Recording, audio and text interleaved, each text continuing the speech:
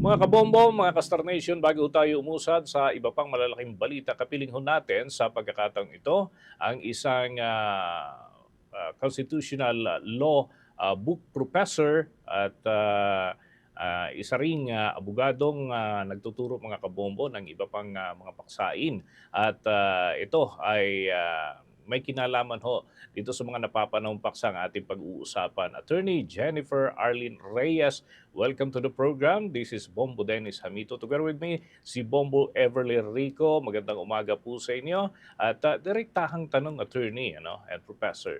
At this point in time, dapat pa nasa ang level na kaya itong impeachment process base ho dun sa utos ng korte at sa mga nagawa na ng Kongreso initially bilang parte ho ng proceedings dito sa impeachment, attorney, professor? Actually, sa kaso ng Duterte versus House of Representatives, the latest resolution of the Supreme Court, nag-focus ang Korte Suprema sa mga alituntunin na dapat sundin ng mababang kapulungan with respect to giving of due process to VP Duterte or an accused in an impeachment proceeding.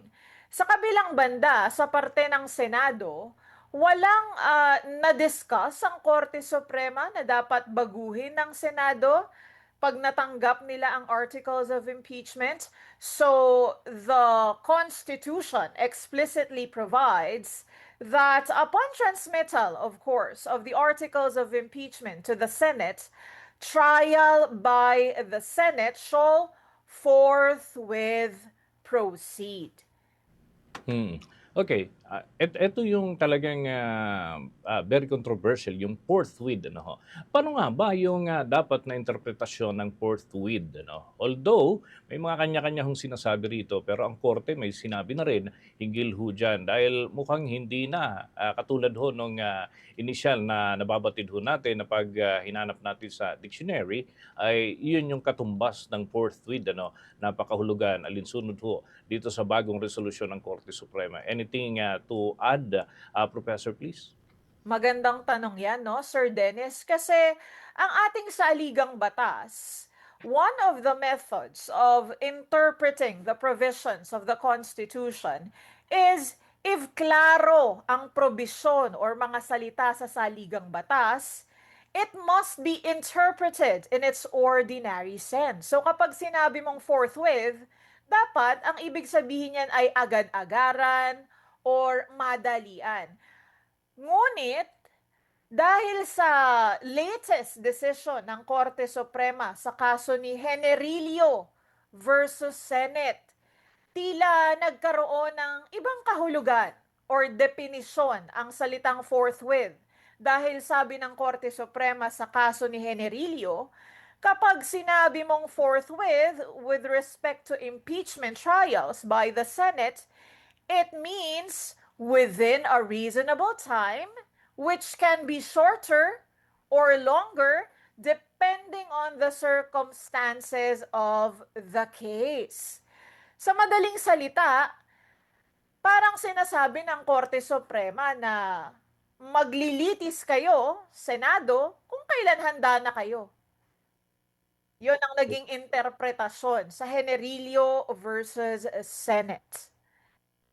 Okay, by the way, ang akin pong katandem dito si Bombo Everly Rico. May ilang punto rin na nais pong maitanong sa inyo. Bombo Ever? Alright.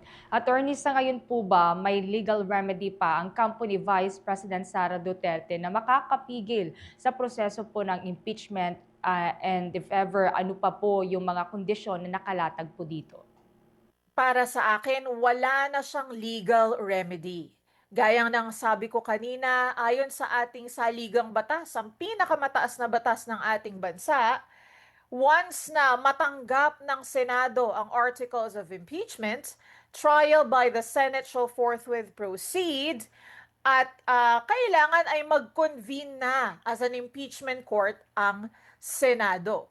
Kung gusto niyang mag-file ng petition sa Korte Suprema to stop it, I don't think the Supreme Court will grant such petition because evidently, wala namang grave abuse of discretion kung ang Senado ay gagawin lamang ang inuutos ng saligang batas. Alright. Attorney, hypothetical question lamang po. Papaano po kung nagpatuloy or umusad na nga po yung impeachment trial tapos may biglaan pong kudeta sa Senado? Sino na po ang hawak ng impeachment trial at maapektuhan po ba ito? Another good question, no? Dahil yan ay nakadepende kung sino na ngayon ang magiging composition ng majority block sa Senate. Kasi kung pagpalagay natin na ang mga magiging bagong miyembro ng majority ay talagang may political will na sundin ang mandato ng konstitusyon at ah, i-ensure na gumulong na ang impeachment trial against VP Duterte, even if there will be a change in composition or meaning in the presidency rather of the Senate, pwede nilang pabilisin. Hindi ba kung gusto nila? Dahil aminin na natin, baka may perception ng mga tao na kung itong present membership pa din ang maging majority block ng Senado, baka magkaroon ng delays. On the other hand, kung yung kabilang kampo na kinabibilangan ng ilang mga senador na gustong mag-proceed na ang trial, mapapabilis naman ito sa kabilang banda. Okay, Bongo Dennis. Okay, ihabol ko lamang po ito, Professor, no? Sapagkat marami din ang nagtatanong po nito mula sa ating event dyan sa comment section po natin and may pinaparating sa Bombo Radio.